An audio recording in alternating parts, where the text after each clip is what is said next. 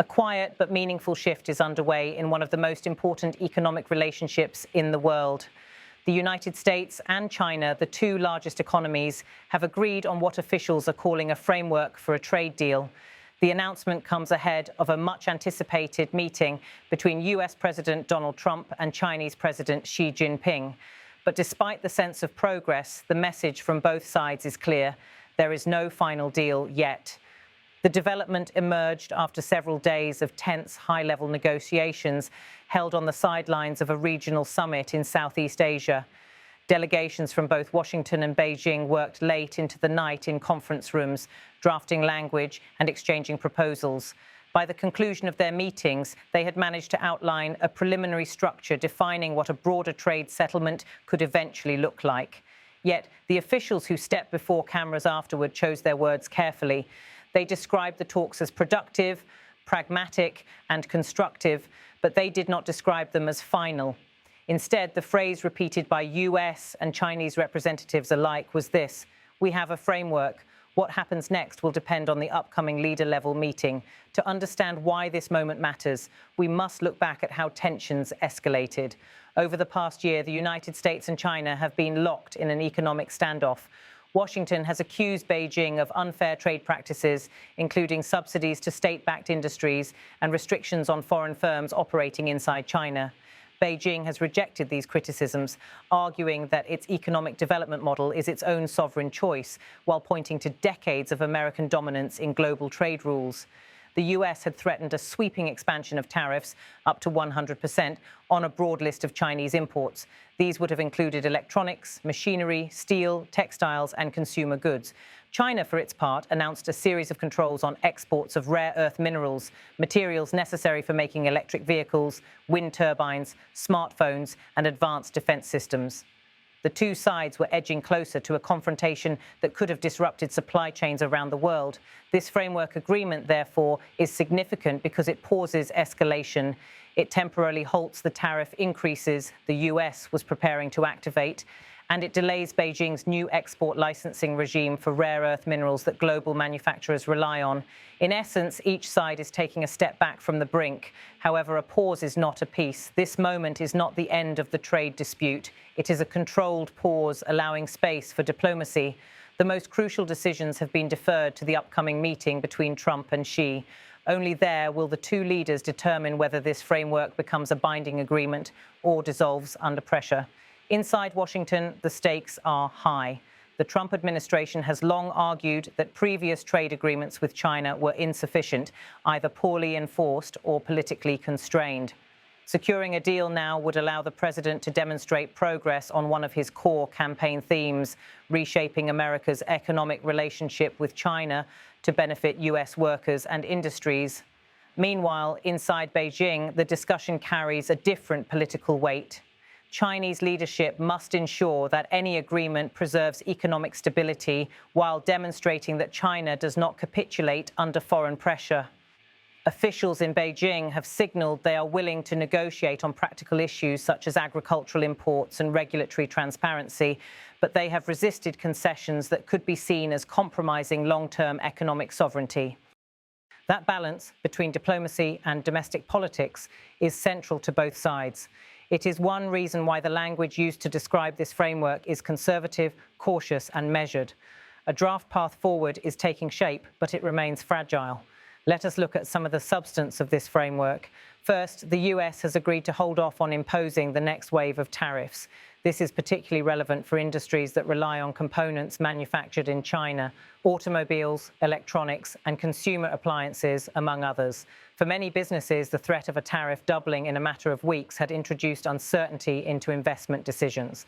The pause offers temporary relief. Second, China has signaled a willingness to increase purchases of US agricultural products, particularly soybeans. This is important for farmers in the American Midwest, who face declining export sales as China expanded purchases from Brazil and other suppliers. A resumption of meaningful trade flows could help stabilize farm prices that have fluctuated under the weight of global market anxiety. Third, there is the rare earth minerals issue. China currently controls the majority of global refining capacity for these materials. Beijing's announcement of new export restrictions was a powerful signal of its leverage. By delaying those measures, China opens the door for negotiation rather than confrontation, but the issue remains unresolved and deeply strategic. If a final deal is not reached, this point could quickly re-emerge as a pressure tool. Fourth, the framework includes continued discussion of technology and data governance. Though no binding commitments were announced, this remains one of the most sensitive areas. The two countries are increasingly competitors in artificial intelligence, semiconductor manufacturing, and telecommunications infrastructure. The future of these sectors will shape global power for decades. In short, the framework outlines areas of cooperation, but leaves unresolved the areas of long-term competition. Markets reacted to the announcement with cautious optimism. Stock indices in Asia and Europe rose, and US futures markets pointed upward as investors welcomed the temporary easing of tension. But analysts warned that markets have seen moments like this before, moments where negotiations appeared to make progress before collapsing later due to disagreements over enforcement and timelines. This is why the upcoming leader-level meeting matters so much. Only top-level political authority on both sides can approve concessions that carry long-term strategic implications. The meeting between Trump and Xi will be closely watched. Their body language, their phrasing, even the duration of their private discussion will be seen as signals. Do they sit side by side at their table or across from each other? Does the final communique use the phrasing agreement or the softer term understanding? Diplomacy often turns on details. Beyond the headlines, we should consider the broader strategic context. The US and China are not merely trading partners. They are strategic competitors shaping the next chapter of global power. They are simultaneously integrated and divided, bound by supply chains, yet separated by political systems and geopolitical objectives. This is why even a successful trade deal would not resolve the deeper tensions. A trade agreement could create stability, but the trajectory of global strategic competition would continue. The world is entering an era of what analysts describe as managed rivalry, a relationship in which both competition and cooperation must be carefully negotiated. For countries across Asia, Europe, Africa, and Latin America, the stakes are immense. Many nations depend on both American security relationships and Chinese economic growth. Disruptions between Washington and Beijing ripple quickly across global markets, energy prices, manufacturing input costs, and debt financing conditions. A prolonged confrontation would force many nations to choose sides. A controlled negotiation, however, allows them to maintain balance. This is one reason regional partners strongly encourage progress in recent weeks. As we approach the upcoming summit, diplomatic pressure will intensify, technical teams will continue drafting language, trade ministers will refine options, political advisors will shape messaging. And in both capitals, leaders will decide which compromises they are willing to make and which they are prepared to reject. For now, the world watches and waits. The message today is not triumph or finality. The message is possibility. Progress has been made, but the outcome remains uncertain. A framework exists, but a final deal does not.